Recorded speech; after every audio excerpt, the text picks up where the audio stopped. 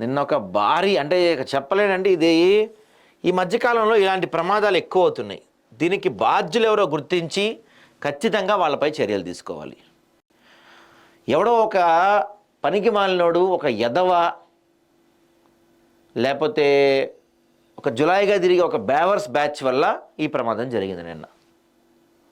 రైల్లో మంటలు వచ్చేస్తున్నాయి, రైలు తగలబడిపోతుంది, ఇంకేముంది అరిచాడంట ఒకడు. ప్రాంక్ చేద్దాం అనుకున్నారంట వాళ్ళు. అది నిజమైంది. పెద్ద పెద్ద అరుపులు కేకలు వచ్చినాయి. నిజం అనుకొని జనం చైన్ లాగి ట్రైన్ ఆపారు. మంటలు వచ్చేస్తున్నాయి కదా అని పక్క ట్రాక్ పైకి వెళ్ళి నుంచుంటే అటు నుంచి ఒక ట్రైన్ వచ్చి వాళ్ళని గుద్దేసింది. 12 మంది పైన చనిపోయారు స్పాట్లో.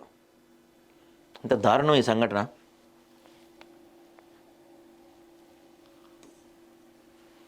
బాబా, 12 మందికి మృతి, 15 మందికి గాయాలు. రైల్లో మంటలు చెలరేగన్న వదంతి ఉత్తర మహారాష్ట్రలోని జల్గావ్ జిల్లాలో ఘోర ప్రమాదానికి దారితీసింది. దీనిలో 12 మంది ప్రాణాలు కోల్పోయారు, 15 మంది గాయపడ్డారు.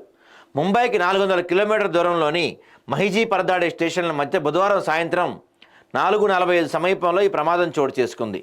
లక్నో ముంబై పుష్పక్ ఎక్స్ప్రెస్లో రైల్లో మంటలు వచ్చాయని తొలుత కలకలం రేగింది.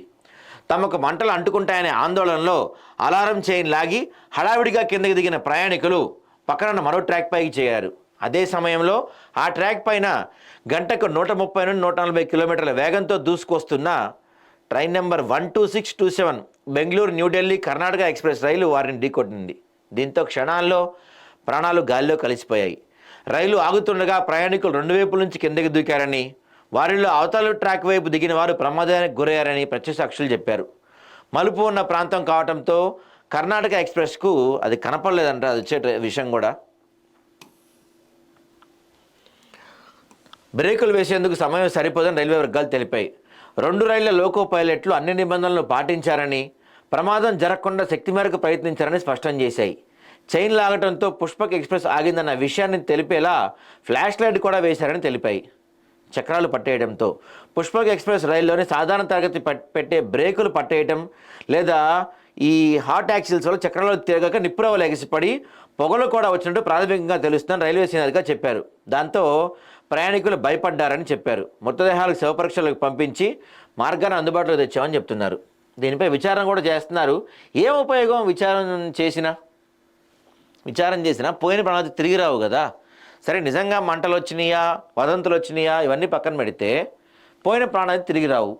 ఇప్పుడు మనకి రైల్వేలో గార్డ్స్ ఉంటారు, సెక్యూరిటీ వాళ్ళు ఉంటారు, పోలీసులు ఉంటారు. వాళ్ళన్నా చెప్పాలి కదా ఇక్కడ ఏం ప్రమాదం జరగలేదు అని. ఇంతమంది ప్రాణాలు పోయారు అనవసరంగా ఇప్పుడు.